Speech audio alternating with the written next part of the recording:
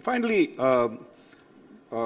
looking at human resources, okay, and we were talking in the morning about the industry section. Now, point is you could have industrial growth, but if you don't have the manpower to meet it, the skilled manpower, really, what do you need to do to change that system? I mean, since you're looking after human resources, what is it that you need to do? Yeah.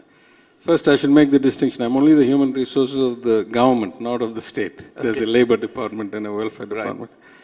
But this is a profound problem, right? As proud as we are that we have a almost 52% gross enrollment ratio in higher education, right, which is double the national average, better than the US and all that.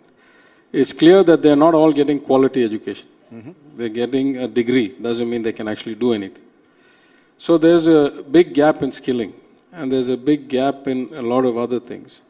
We are guys who put our programs and our money where our mouth is. So both in terms of remedial education coming out of 2 years of COVID, where we have, I would say, by far the most well thought out, piloted, researched program called Illam Thedi Kalvi to bring back the social component of learning by having after school in every village, in every block.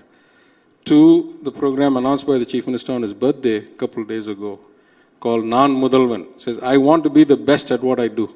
That may be many different things. You may be a journalist, he may be a waiter, he may be a chef, he may be a graphic artist, I may be an analyst.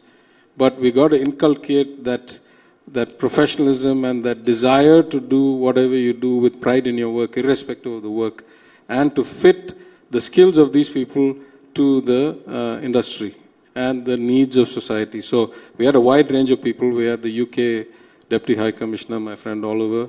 We had Nadarajan, the cricketer. We wanted to show that there's all these different walks in life and that whatever you choose to do, you excel and you drive yourself. And we are going to set up guidance counselors in every school. I'm going to personally go and lecture for their training. We're going to set up, regular sessions with different industry spokespeople and different careers to come and say, what is it this evening? I'm rushing. I'm going to go release a book in Tamil on audit. What is audit? What is the profession? What skills do you need to have? What is the upside you can get on it? So that people understand that there are careers like that. Right? There used to be a time when everybody said, I want to be a doctor or engineer, that's it. Now we need to educate. See, we've had some tremendous shift in society. When I went to engineering college in 1983, the state of Tamil Nadu could only provide about 3,000 seats engineering a year. When I came back as an MLA in 2016, the number was 2.5 lakh, wow, of which 1.5 lakh were being filled. So the two immediate questions I asked, who's teaching all these people? Most of us emigrated and went off to the US. Let's say all of us stayed here, there's only 3,000, you got like 80-time increase. Second, who is giving them guidance or career counseling or, why should you be an engineer? How many jobs are there? Is this really a, career path that gets you employed? And I could talk about this for a long time because when I was in opposition, when Ms. Jayalalitha was still alive, I raised it in my maiden speech. I said, we have this surge of people going to school, nobody to tell them what to study, what to take a profession. And so you must bring out career guidance, not just for the students, but the parents of these students, because most of these students are first generation students. You and I can, my grandfather went to Oxford, my father was educated. I can go and ask him and he'll tell me what the world is about. If you're a first generation student, who do you go to get advice?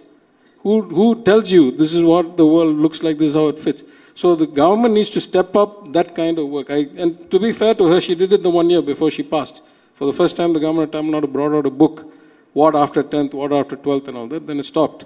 Now we're going to ramp that up again. So there's a huge issue that we need to get the kind of skilling to match the demands, not just of the state, let's be very clear. The Chief Minister has said one of his goals when we have the global economic advisors, we have these 5 international advisors. He said one of my goals is that Tamil Nadu should be seen as the premier source of human resources for the world. Like we want to export people, just like we have historically, great examples around the world. We want to send the best qualified talent around the world.